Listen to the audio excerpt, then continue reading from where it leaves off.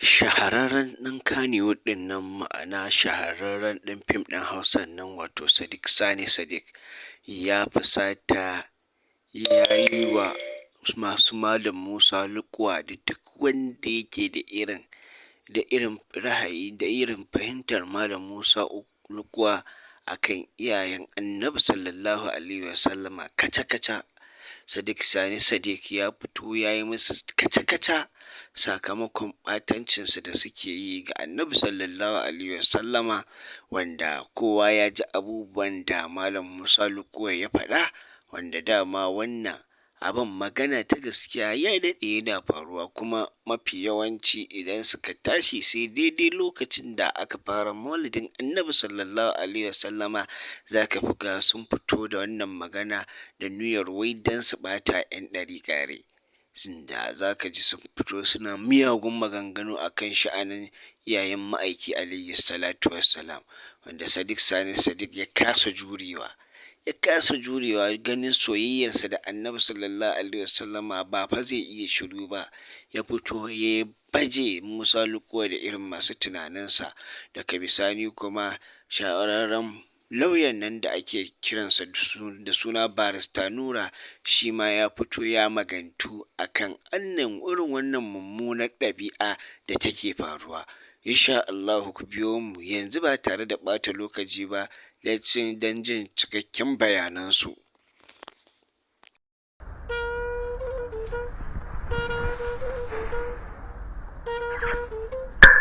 Kai, yau maganar ba ta siyasa ba ce, magana ce da zan yi akan waɗannan munafukan mutanen da kuke ƙoƙarin karantar da mutane wannan hadisin, kuke ƙoƙarin kai iyayen annabi wani guri da ba za ku iya kai uwarku da ubanku ba. To bari ku ji, da wanda ya ƙirƙiri wannan hadisin, da wanda yake ƙoƙarin karantar da mutane wannan hadisin, da wanda ya yarda zuciyarsa ma ta yarda cewa wannan hadisin sahihi ne, to Allah ya tsine ma uwarku albarka. Uwarku da ta haife ku Allah ya tsine mata albarka don uwarta. Kai ma idan ka ji a zuciyarka cewa wannan maganar da na yi ban kyauta ba hurmina ba ne, ba malami ba ne ni, to Allah ya tsine ma uwarka albarka kai ma. Idan ka ji ban maka daidai ba akan wannan maganar, Allah ya tsine ma uwarka albarka. Matsiyata munafukai, na rasa me kuke kokarin karantar da mutane akan waɗannan hadisan. Tsofaffin banza, tsofaffin wofi, munafukan Allah ta'ala. Ni Allah ya haɗa ni da ɗaya daga cikin, na rantse da girman Allah sai dai ko ni ko shi. Matsiyata munafukai. Wannan rigimar da take faruwa ko take shirin faruwa a Sokoto, akwai abubuwa guda biyu masu jan hankali a cikinta. Wannan ba shine karan farko ba shine na biyu, ba shine na uku ba.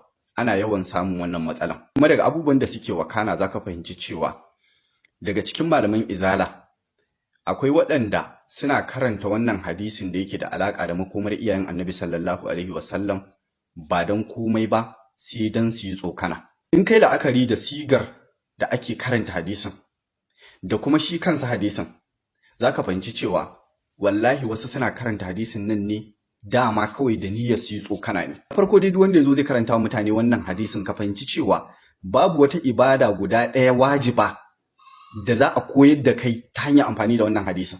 A gundarin hadisin nan ka karanta shi cewa iyayen annabi na guri kaza, wace ibada yake koyar da kai? Ana jingina muku kiyayyen manzon Allah sallallahu alaihi wasallam ba dan komai ba sai dan irin waɗannan abubuwan. Kullun kana so ne wai kai abu dan ka bakantawa wani. In ka ɗauki hadisi da yake magana akan sallah ko magana akan azumi ko magana akan wani abu da yake da alaka da wajibi ko ma nafila ne a cikin addinin musulunci, wanda mutane in sun yi shi zai musu amfani, ka karanta, waye zai samu matsala da kai? Amma mutanen nan dama sun jingina muku cewa makiya annabi ne ku.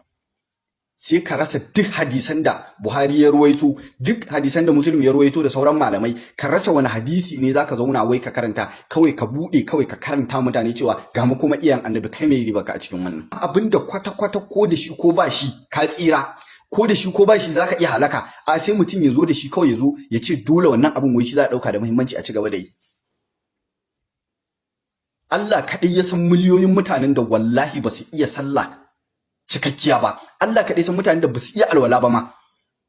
Amma ba wannan ake koyawa, sai a zo a tara mutane 500 1000 kawai kana karanta musu wannan hadisin, sai kura ta tashi, wancan ya ɗauko bindiga, wannan ya ɗauko sanda, wannan ya ɗauko wuka. Ana zaune lafiya kawai wani zai zo ce maka takalmin annabi ya fi kowa, shi kenan sai a koma kan wannan ya zagi wannan ya la'anci wannan. Kuma kasancewar abu ne na saɓanin fahimta, kai da ka karanta hadisin ka yadda da shi, ka bar wa kanka mana. Ka san miliyoyin mutane da ba su yadda da wannan hadisin ba har a cikin ƙungiyar taka, akan abin da in mutum ya mutu ba za a yi masa tambaya akan wannan abin ba, a filin hisabi ba za a yi masa hisabi akan wannan abin ba, amma akan wannan abin kuke zuwa kuna faɗa. Duk sanda wata rigima za ta barke tsakanin izala ɗariƙa da waye, kana duba za ka ga ba wani abu bane wanda Allah ya kallafa wa mutane dole sai sun san shi. Sai a ji a ɗauko wani abu wanda kwata-kwata ba riba bace ba faɗuwa ba, sanin shi da rashin sanin sa duk ɗaya ne, sai a zo a dinga damun mutane a kansa. An kai matakin da an fara fito da bindigu, an fara fito da wuƙaƙe, wanda wannan shine zai kai mu gaba ta biyu akan magana da nake so na yi. Wai a yanzu haka akwai gwamnati a jihar Sokoto. A matsayinka na gwamnan jiha, kana ji kana kuma ganin abubuwan da suke faruwa akan idanka a jiharka, da irin abubuwan da suke shirin faruwa, saboda wannan rikicin in ya balle Allah ne kaɗai zai iya kawo ƙarshen sa. Amma wai gwamnatin jihar Sokoto ta saka ido, ta yi shiru kamar ma bata san ana yi ba. Mutane sun kai ga sun fara cewa za su zo su yi attacking guri kaza lokaci kaza. Sun fara fitowa a social media suna ɗaukan wuƙaƙe da waye suna faɗa. Shi wannan da ake cewa mai bare wannan ba irin maganganun da bai bar, rantsuwa ke da Allah sai ya kashe mutanen nan. Su kuma yanzu kana kallon jiya Malam Murtala Asada ya ɗauko bindiga, shi ma yana nuna cewa in dai wancan bawan Allah ya riga ya tako da shi da mutanensa, sai dai wasu ba su ba. Kuma kamar yadda shi malamin yake faɗa ma, sun gaya ma kwamishinan 'yan sanda da DSS da waye ba matakin da aka ɗauka. Ƙarshe ma wai kwamishinan 'yan sanda ce musu wai su koma, wai su je ko su kai ina ne, wai hukumar addini da waye shi ba zai karɓi ƙorafinsa ba. Wannan wace irin ƙasa ce? Shi kenan kowa abin da ya ga dama yake yi, kawai ba doka ba oda. Duk wani abu da ya shafi al'umma, zaman lafiya su kasance wasu al'umma, wannan ba damuwar ku bane. Sannan ku kuma irin waɗannan malaman wallahi ku ji tsoron Allah. Fitina a kwance take, mutum kawai ya je taso ta. Akan wane dalili? Hadisi ne ka karanta ka yadda da shi, ka je ka rike yaddarka, wanda ba su yadda ba ka kyale su. Amma ka zo ta kunnen mutane ka ce dole sai ka karanta musu abin da ka san ba su yadda da shi ba, kai ma baka so zaman lafiya ba. Mutane da yawa wannan hadisin koda ba su karyata shi ba, baya musu daɗi a zukatansu, baya musu daɗi. To menene na dole sai ka karanta? Kuma ni abin da nake cewa din, karantawar wai dan Allah me kake so, wani sako kake so ka isar? Wani sako kake so ka isar? To alhamdulillah jama'a, da farko dai an ji shahararren ɗan fim ɗin Hausa Sadiq Sani Sadiq, inda shi ma ya kasa haƙuri ya ɗimoce sakamakon taɓa masoyinsa wanda yake ganin yana so. Duk duniya babu wani wanda yake so sama da Annabi sallallahu alaihi wasallama, kuma a ce an samu wasu mutane wai da sunan malinta sun zo suna kafirta iyayen ma'aiki, wa iyazil billahi, suna kafirta iyayen ma'aiki alaihi salatu wassalamu. Wannan wallahi duk wani cikakken masoyin Annabi sallallahu alaihi wasallama dole ya ji ba daɗi, ya fusata. Saboda haka ni ina goyon bayan Sadiq Sani Sadiq, wallahi akan Annabi sallallahu alaihi wasallama ba abin da mutum bai zai ba, in dai soyayyarsa ta kai. Saboda an ce sai ka so Annabi fiye da komai, fiye da kowa, fiye da kai kanka ma tukun imanin ka zai cika. Saboda haka babu ta yacce za a yi mutanen nan su fito suna faɗin miyagun maganganu ga Annabi sallallahu alaihi wasallama kuma a ce a yi shiru. Wanda daga bisani an ji yacce barista Nura shi ma ya tsokaci akan wannan abu da yake faruwa.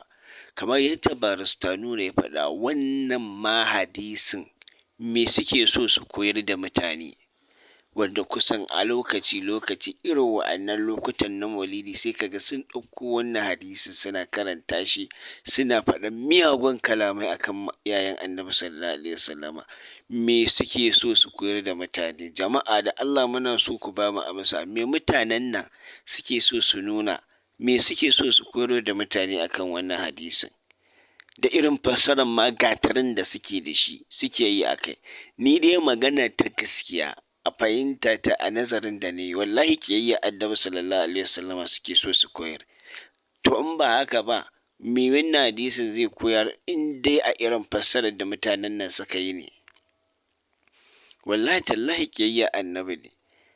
Yanzu tsakani ga Allah wanda bai san addinin musulunci ba, idan ka zo yana da burin ya shiga addinin musulunci, idan ya ji yacce mutanen nan suke wannan fassarar gatarin akan hadisi, suke jingina wa iyayen annabi sallallahu alaihi wasallama abin da bai dace ba, ta yaya mutumin nan ba za ka sa soyayyar annabi ta sirri masa ba? Kaga ka hana mutum shiga addinin musulunci kenan. Sannan kuma waɗanda suke cikin addinin musulunci in ba anda aka yi sa'a soyayya annabin ta kama ratsa zuciyarsu, ta shiga ta yi dam, ta zauna sun san annabi sosai, an samu malamai da suka shayar da su soyayyar annabi sosai ba, wallahi sai wasu sai kaji sun fara ɗan samun rauni a kan sha'anin annabi sallallahu alaihi wasallama. Saboda haka ni a ra'ayina wallahi mutanen nan ƙiyayyar annabi suke koyarwa. Duk mai irin wannan maganganun kuma yake fitowa yake bayyana su kamar yacce Malam Musa Luƙman nan yake, na rantse da Allah ni a fahimta ta kenan. Amma jama'a ku me fahimtar ku? Me Musa Luƙman suke so su koyar da mutane akan hadisin nan? Da Allah muna so mu ji amsa ku a comment section.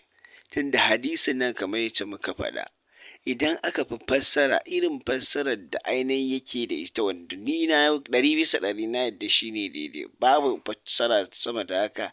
So wannan hadisi yana magana ne da Abu Lahab, kamar yacce annabi Allah subhanahu wa ta'ala ya faɗa, tabbace da Abu Lahab wata, kuma shi ga Abu Lahabin kun ga shi ma a matsayin baba yake wajen ma'aiki alaihi salatu wassalam. Kuma kalma habu kamar yacce muka faɗa tana ɗaukar ma'anar duk wani wanda ya danganci ɗan uwanka, wanda za a iya kiransa a suna babanka, to yana ɗauka kamar ƙarin uwa, ƙanin uba, wan uwa, wan mahaifiya da ire-iren wannan da wa'annan haka. To kuma annan mutane sun ce ai ba haka ba asalin mahaifin annabi, to don Allah me suke so su koyar kenan?